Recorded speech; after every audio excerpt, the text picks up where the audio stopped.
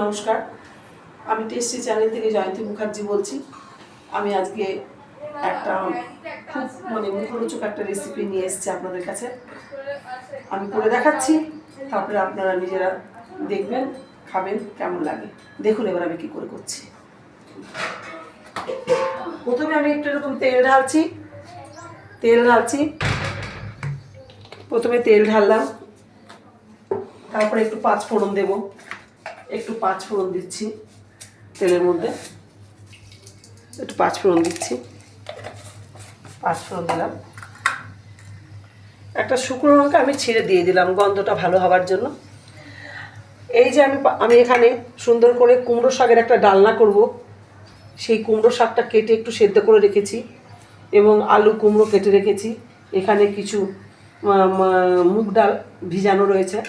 এখানে পোস্ত, কাজু, চালমগজ এগুলো বাটা রয়েছে। এখানে কাঁচা লঙ্কা রয়েছে। একটু টাটকা কুমড়ো শাক হলে খুব সুস্বাদু হয় খাবারটা, কারণ কি টাটকা জিনিসের স্বাদ আলাদা, আপনারা জানেন।